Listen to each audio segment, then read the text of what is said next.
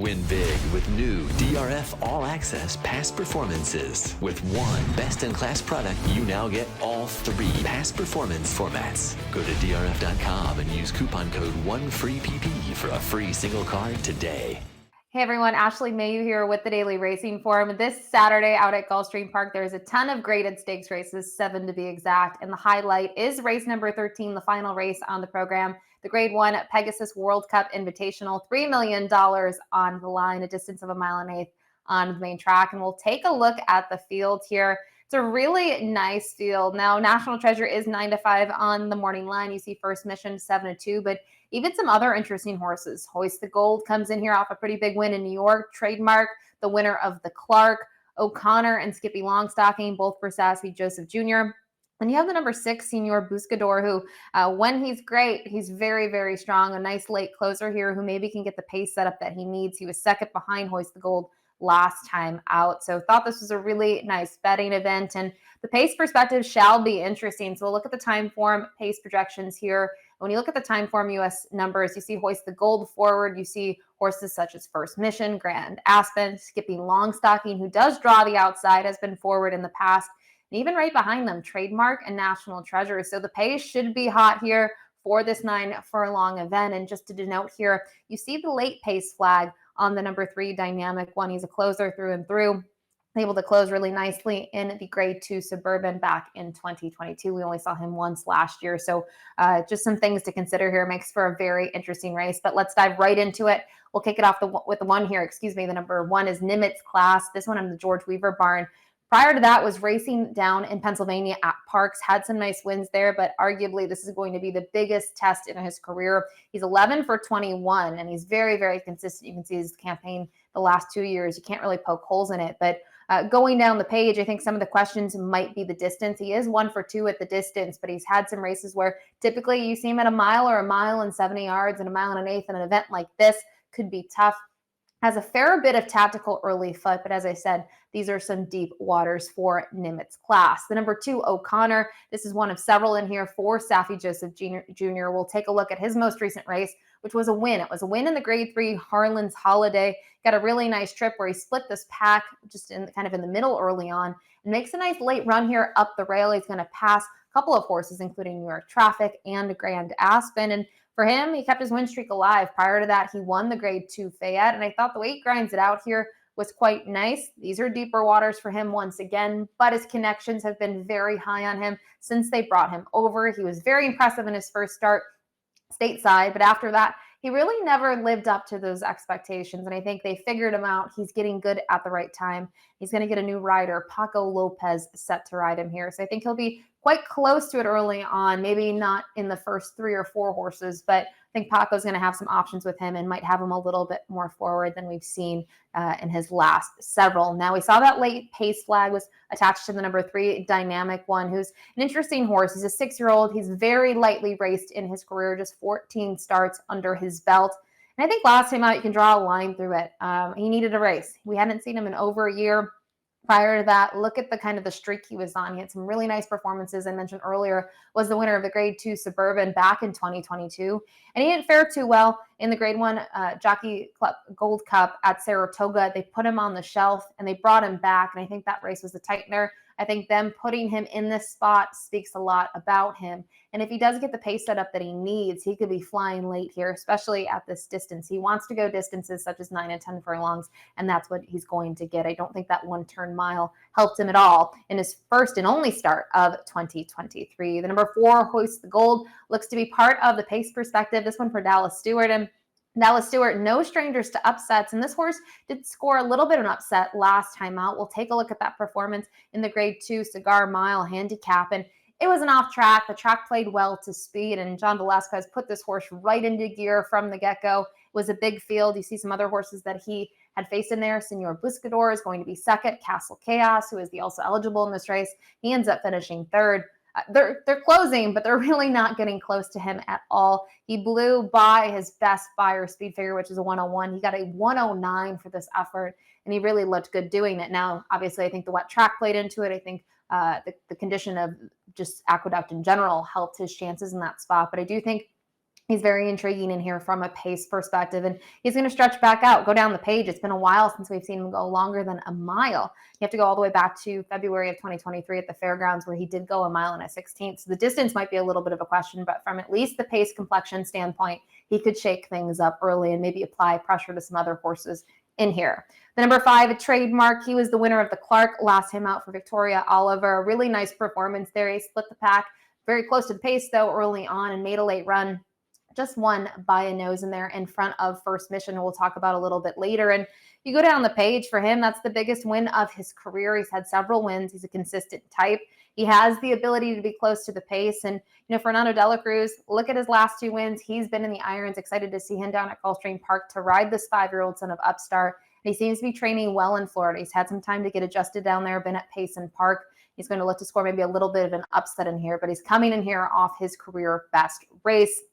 The number 6, Senor Buscador, we saw was simply second best behind Hoist the Gold last time out at Aqueduct. And the big thing for him is he needs the pace set up. He's a deep closer through and through. He was able to get that second win, I should say, of 2023 in the Grade 2 San Diego Handicap. And that was going 1.1 miles. He was dead last early on, but he did get that pace set up, made that late run. And he's tried to do that since then. He did race very well, though, in Aqueduct with the pace setup that was given to him and the off track. And if the pace is hot, he's a horse that can certainly make that late run. It's just that, he doesn't make it to the winner's circle often. I think a lot has to do with his running style, but he is talented.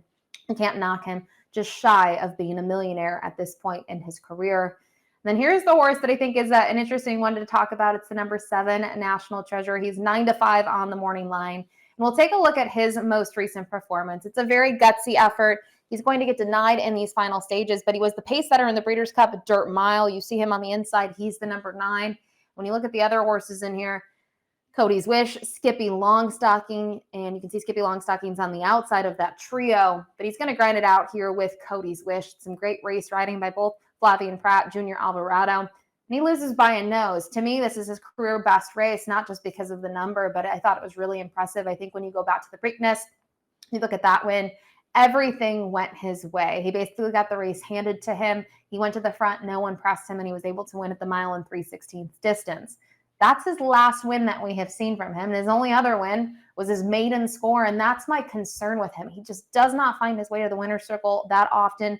You have to think off his most recent, he's got some confidence. Bob Baffert ships with intent. Flavian's back to ride.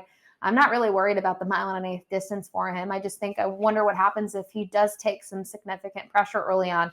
Maybe they won't send him to the lead, but the concern I have is when you look at his 2 wins and you look at his Breeders' Cup Dirt Mile performance, he was on the lead. So we'll see if they try something new from him, but I do think that's probably his best chances is to be very forward in this event and at a price that I think short. I think you either like him or you look elsewhere in here. So that's kind of my personal take on National Treasure. As I mentioned, he is the morning line favorite. To his outside is a horse that I think is going to take a lot of love, and that's the number 8, First Mission. Now, he was second behind Trademark in the Clark, and I just thought he had to grind it. I mean, a very game performance all the way around the racetrack. He just misses by a nose, and it was a huge test for him in terms of class. Yes, he won the Grade 3 Lexington.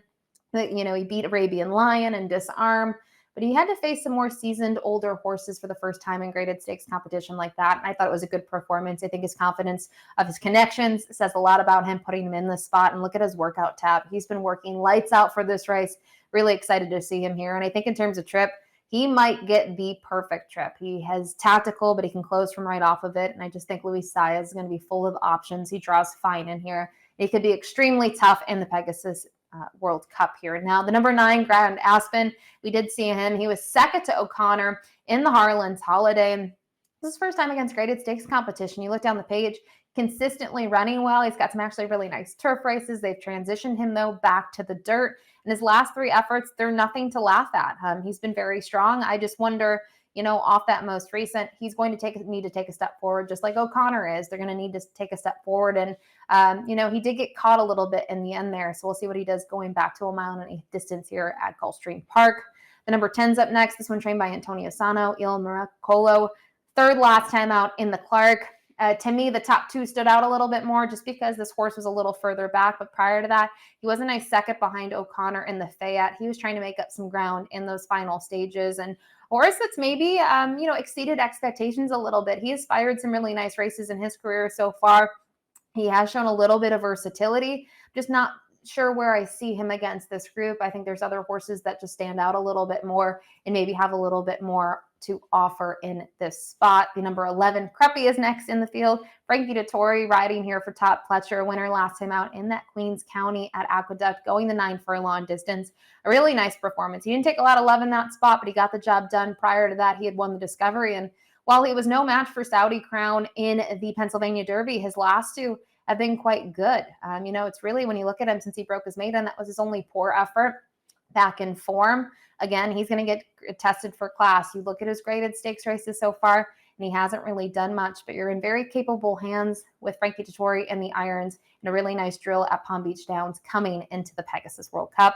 Then rounding out the main body of the field is Saffie Joseph Jr.'s other runner in here, the 12 Skippy Longstocking. And we'll show a look at his most recent win. Now, we did see him finish third when we showed the replay for National Treasure in the Breeders' Cup Dirt Mile, but Skippy Longstocking was just too good for the field in the Charlestown Classic. I thought this was a huge effort. He went to the front, a very smart ride from Tyler Gaffalion, who got him to the front.